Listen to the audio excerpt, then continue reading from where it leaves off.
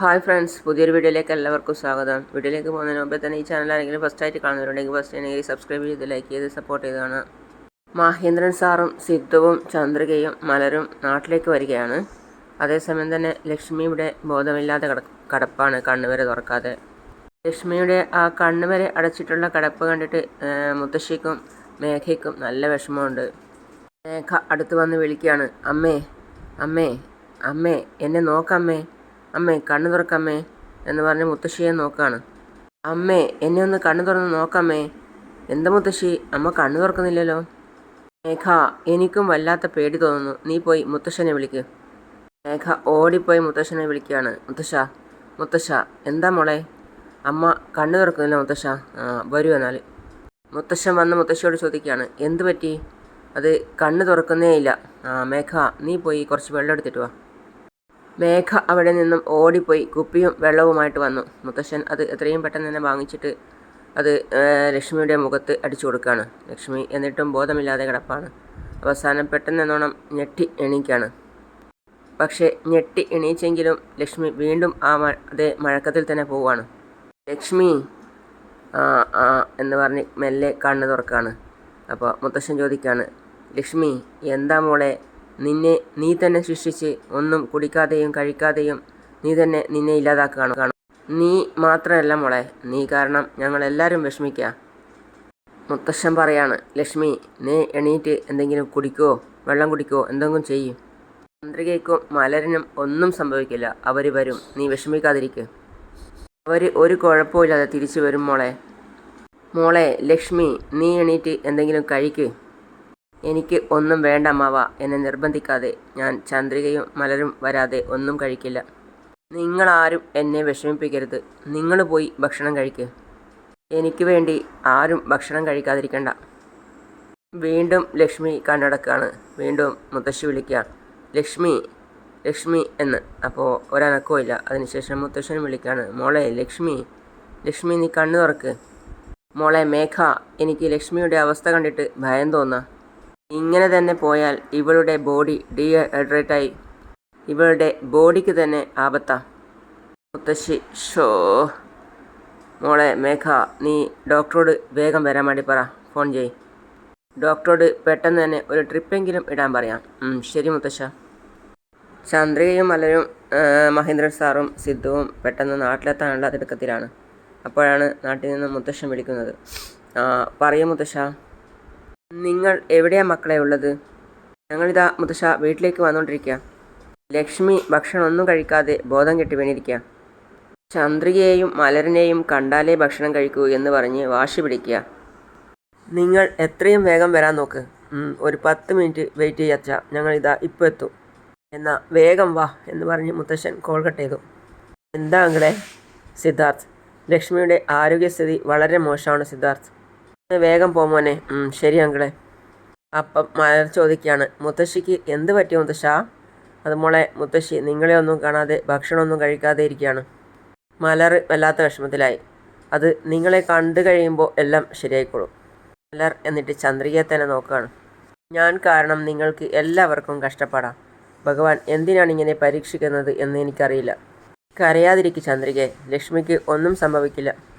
മേഘ ലക്ഷ്മിയുടെ അടുത്ത് തന്നെ ഇരിക്കുകയാണ്. മുത്തശ്ശി അതേസമയം അവിടെ ഇരുന്നു കൊണ്ട് ചിന്തിക്കുകയാണ്, ആ ചന്ദ്രിക ഇവിടെ നിന്നും ഒഴിഞ്ഞു പോയി എന്ന് വിചാരിക്കുമ്പോൾ വീണ്ടും കൂട്ടിക്കൊണ്ടുവരികയാണല്ലോ. മേഘ അമ്മയുടെ അടുത്ത് തന്നെയുണ്ട്. ഇടയ്ക്കിടയ്ക്ക് വിളിക്കുകയാണ്, അമ്മേ അമ്മേ അമ്മേ അമ്മേ ഒന്ന് കണ്ണ് തുറന്ന് നോക്കമ്മേ. അപ്പോൾ മുത്തശ്ശി ചോദിക്കുകയാണ്, എന്താ മേഘ? മുത്തശ്ശി എന്ത് പറ്റിയെന്നറിയില്ല, നീ പോയി മുത്തശ്ശനോട് വരാൻ പറ. വീണ്ടും മേഘ വന്ന് മുത്തശ്ശനെ വിളിക്കുകയാണ്. മുത്തശ്ശ, അമ്മ ബോധമില്ലാതെ കിടക്കുക, എനിക്ക് എന്തോ പേടിയാവുന്നു. മുത്തശ്ശ, നമുക്ക് അമ്മയെ ഒന്ന് ഹോസ്പിറ്റലിലേക്ക് കൊണ്ടുപോയാലോ? മേഘ, മഹേന്ദ്രനും സിദ്ധുവും ഇപ്പോൾ ചന്ദ്രികയെയും മലരിനെയും കൊണ്ട് ഇങ്ങെത്തും. അവർ വന്ന് വിളിക്കുമ്പോൾ ലക്ഷ്മി കണ്ണു തുറക്കുന്നുണ്ടോ എന്ന് നോക്കാം, അല്ലെങ്കിൽ ഉടനെ ആശുപത്രിയിലേക്ക് കൊണ്ടുപോകാം. മേഘ അപ്പം മനസ്സിൽ ചിന്തിക്കുകയാണ്, ചന്ദ്രിക വരുന്നത് വരെ വെയിറ്റ് ചെയ്യണോ? അപ്പോഴേക്കും അവരുടെ വണ്ടി എത്തി. ചന്ദ്രിക വണ്ടിയിൽ നിന്നും ഇറങ്ങി ഓടി വരികയാണ്. വരുമ്പം തന്നെ ഓടി വരുന്നതിൻ്റെ ഇടയിൽ അമ്മേ എന്ന് വിളിച്ചിട്ടാണ് വരുന്നത്. മഹേന്ദ്ര, എന്താ ഇത്? അത് ലക്ഷ്മിക്ക് സുഖമില്ല എന്ന് പറഞ്ഞതല്ലേ, അതുകൊണ്ടാണ് ചന്ദ്രിക ഓടിപ്പോയത്. അമ്മേ അമ്മേ ഇതാ ഞാൻ എത്തി അമ്മേ, അമ്മേ എന്നെ ഒന്ന് കണ്ണു തുറന്ന് നോക്കമ്മേ, അമ്മേ എനിക്കൊന്നും സംഭവിച്ചിട്ടില്ല അമ്മേ എന്നൊക്കെ ചന്ദ്രിക അടുത്തിരുന്ന് പറയാണ്. പക്ഷേ ലക്ഷ്മി ഒന്നും പറയാതെ കണ്ണടച്ച് കിടപ്പാണ്. അമ്മേ ദാ മലർ വന്നിരിക്കുന്നമ്മേ, അവളെ ഒന്ന് നോക്കമ്മേ കണ്ണു തുറന്നിട്ട്. മുത്തശ്ശി, മലരും പറയാണ്. മുത്തശ്ശി കണ്ണു തുറന്ന് നോക്ക് മുത്തശ്ശി. മഹേന്ദ്രൻ സാറും പറയാണ്, ലക്ഷ്മി നിന്റെ ചന്ദ്രിക വന്നു ലക്ഷ്മി, നീ കണ്ണു തുറന്ന് നോക്ക്. ചന്ദ്രിക വിളിച്ചുകൊണ്ടേയിരിക്കുകയാണ്, അമ്മേ അമ്മേ കണ്ണു തുറക്കമ്മേ, ഞാൻ വന്നമ്മേ. എന്നിട്ട് ചന്ദ്രിക പറയാണ് മഹേന്ദ്രൻ സാറിനോട്, സാർ ഞാൻ കാരണമാണല്ലോ അമ്മയ്ക്ക് ഇങ്ങനെയുള്ള ഗതി വന്നത്. സാർ അമ്മയെ വേഗം ഹോസ്പിറ്റലിലേക്ക് കൊണ്ടുപോകാം സാർ. സിദ്ധാർത്ഥ് വേഗം ആംബുലൻസിന് ഫോൺ ചെയ്യും. ശരിയാങ്കളെ. അയ്യോ അമ്മേ കണ്ണു തുറക്കമ്മേ, എൻ്റെ സ്വന്തം അച്ഛനും അമ്മയ്ക്കും എന്നോട് ഇത്രയും സ്നേഹം ഉണ്ടായിരുന്നു എന്ന് അറിയില്ല. അപ്പോൾ മാലതി മുത്തശ്ശി ഒന്ന് നോക്കുകയാണ് മേഘയെ. എന്നാൽ നിങ്ങൾ എന്നോട് ഈ കാണിക്കുന്ന സ്നേഹമുണ്ടല്ലോ, ആ നല്ല മനസ്സിന് ദൈവം എപ്പോഴും അമ്മയ്ക്ക് തുണയുണ്ടാവും. എന്നെ നോക്കമ്മേ, കണ്ണു തുറന്ന് എന്നെ ഒന്ന് നോക്കമ്മേ. മുത്തശ്ശി മുത്തശ്ശി കണ്ണു തുറന്ന് നോക്ക് മുത്തശ്ശി, മുത്തശ്ശി എന്ന് വിളിച്ച് മലരും അതേ ബെഡിൽ തന്നെ കയറി മുത്തശ്ശിയെ വിളിക്കുകയാണ്. മുത്തശ്ശി, മുത്തശ്ശിയുടെ മലര് വന്നു മുത്തശ്ശി. ലക്ഷ്മി അതേസമയം മെല്ലെ കണ്ണു തുറക്കാണ്. അപ്പോൾ മഹേന്ദ്ര സാർ പറയാണ്, അച്ഛാ ലക്ഷ്മിക്ക് ബോധം വന്നു. ചന്ദ്രിക, അമ്മേ അമ്മേ കണ്ണു തുറന്ന് ഞങ്ങളെ നോക്കമ്മേ. അമ്മയ്ക്ക് ഒന്നുമില്ല അമ്മേ, അമ്മേ ഞങ്ങളെ കണ്ണു തുറന്ന് നോക്കമ്മേ, കണ്ണ് തുറക്കമ്മേ, അമ്മേ ഞങ്ങളെ നോക്ക്. ചന്ദ്രിക പറയാ, അമ്മേ നോക്കമ്മേ എന്നെ നോക്ക്. അത് കേട്ട് മുത്തശ്ശി പുച്ഛത്തോടെ എന്ന് പറയാ. ലക്ഷ്മി കണ്ണു തുറന്ന് കൺകുളിർക്കെ കാണുകയാണ് ചന്ദ്രികയെയും മലരിനെയും. ചന്ദ്രിക താടിയിൽ പിടിച്ച് തലോടിക്കൊണ്ട് വിളിക്കുകയാണ്, അമ്മേ അമ്മേ എന്ന്. ചന്ദ്രികയെ മലർ കണ്ണു തുറന്ന മുത്തശ്ശിയോട് ചോദിക്കുകയാണ്, മുത്തശ്ശിക്ക് എന്ത് പറ്റി? അപ്പം ചന്ദ്രിക, മുത്തശ്ശിക്ക് ഒന്നും പറ്റിയില്ലടാ. ലക്ഷ്മി കണ്ണു തുറന്ന് ചോദിക്കുകയാണ്, ചന്ദ്രികയെ അമ്മേ. അപ്പോഴും മുത്തശ്ശി പുച്ഛത്തോടെ പറയാണ്, ഷോ.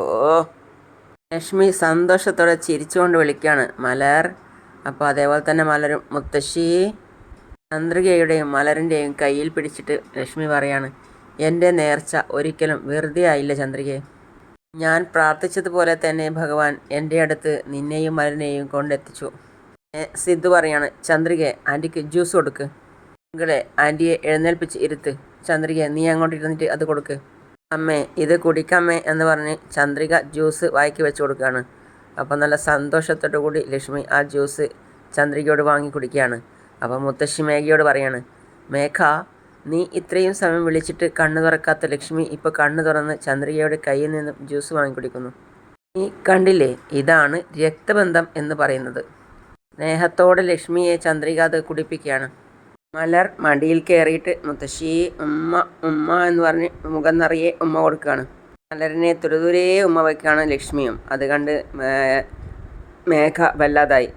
ലക്ഷ്മി ചന്ദ്രികയെയും മലരിനെയും അപ്പുറവും ഇപ്പുറവും ഇരുത്തിയിട്ട് രണ്ടുപേരെയും തഴുകുകയും തലോടും ഒക്കെ ചെയ്യാണ്. ഈ സമയത്തൊരു പാട്ടാണുള്ളത്. അത് കണ്ട് മുത്തശ്ശനും സിദ്ധുവും ഒക്കെ സന്തോഷത്തോടെ ചിരിക്കുകയാണ്. ലക്ഷ്മിയുടെ ആ തഴുകലും തലോടലും ഒന്നും മുത്തശ്ശിക്കും മേഘയ്ക്കും അങ്ങോട്ട് പിടിക്കുന്നില്ല. പിന്നെ സിദ്ധുവും മഹേന്ദ്രൻ സാറും ലക്ഷ്മിയും ചന്ദ്രികയും മലരും എങ്ങോട്ടോ വണ്ടിയിൽ കയറി പോവുകയാണ്. അപ്പോൾ ലക്ഷ്മി പറയാണ്, ഏട്ടാ എനിക്ക് ഈ സംഭവത്തിന് ശേഷം ചന്ദ്രികയെയും മലരിനെയും ഒറ്റയ്ക്ക് വിടാൻ പേടിയാവുന്നു. മഹേന്ദ്രൻ സാറും പറയാണ്, അതെ ലക്ഷ്മി നീ പറഞ്ഞത് ശരിയാ.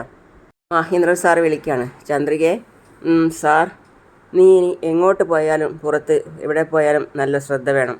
അങ്ങനെ പുറത്ത് എവിടെയെങ്കിലും പോകണം എന്നുണ്ടെങ്കിൽ ഞങ്ങളുടെ കൂടെയോ സിദ്ധുവിൻ്റെ കൂടെയോ വേണം പോകാൻ. തനിച്ച് എങ്ങോട്ടും പോകരുത്, മനസ്സിലായോ? ശരി. സിദ്ധാർത്ഥ് പൂജയ്ക്ക് വേണ്ടിയുള്ള സാധനങ്ങളൊക്കെ വാങ്ങിച്ചോളൂ. ശരി അങ്ങളെ, ഞാൻ പോയി വാങ്ങിയിട്ട് വരാം. നിങ്ങൾ ക്ഷേത്രത്തിലേക്ക് പോയിക്കോളൂ, ഞാൻ എത്തിക്കോളാം. നിങ്ങളകത്തേക്ക് പോയിക്കോ. ശരി.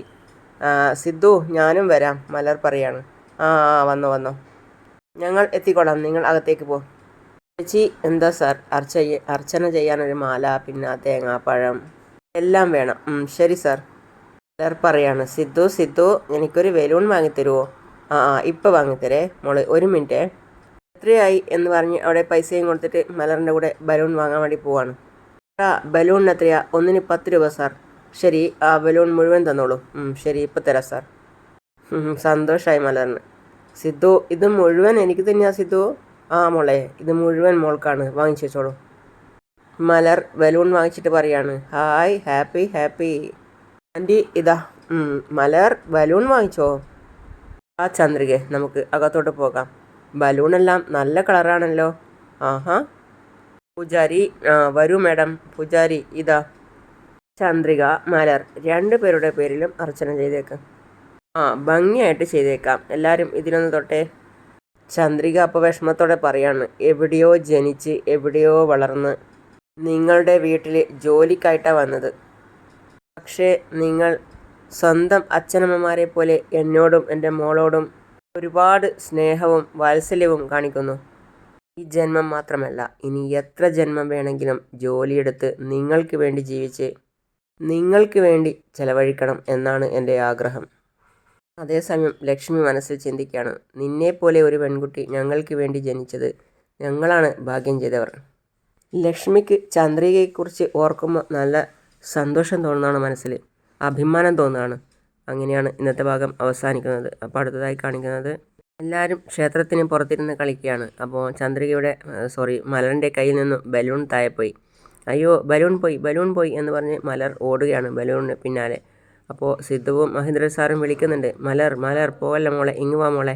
ബലൂണിന് വേണ്ടി ഓടുന്നതിനിടയിൽ സിദ്ധുവും ചന്ദ്രികയും കൂട്ടിയടിക്കുകയാണ്. അപ്പോൾ ഷോ എന്ന് പറയാണ് ചന്ദ്രിക. അപ്പോൾ സിദ്ധു പറയാണ്, ആൻറ്റിയുടെ നേർച്ചയൊക്കെ കഴിഞ്ഞു, ഞാനും ഒരു കാര്യം നേർന്നിട്ടുണ്ട്, അതും എനിക്ക് നിറവേറ്റണം. ചന്ദ്രിക സിദ്ധുവിനോട് പറയാണ്, എന്തിനാ മടിക്കുന്നത്, നിറവേറ്റുന്നേ. സിദ്ധു അത് കേട്ടപ്പോൾ അവിടെ നിന്നും കുറച്ച് ചന്ദനെടുത്ത് ചന്ദ്രികയുടെ നെറ്റിയിലിട്ട് കൊടുക്കുകയാണ്. അങ്ങനെയാണ് ഇന്നത്തെ ഭാഗം അവസാനിക്കുന്നത്. അപ്പോൾ അടുത്ത പുതിയ വിശേഷമായിട്ട് വീണ്ടും കാണാം. അതുവരെ ഈ ചാനൽ സബ്സ്ക്രൈബ് ചെയ്യാത്ത ആരെങ്കിലും ഉണ്ടെങ്കിൽ സബ്സ്ക്രൈബ് ചെയ്ത് ലൈക്ക് ചെയ്ത് സപ്പോർട്ട് ചെയ്ത് കാണാം. അടുത്ത പുതിയ വിശേഷമായിട്ട് വീണ്ടും വരാം. അതുവരേക്കും സീ യു ഓൾ.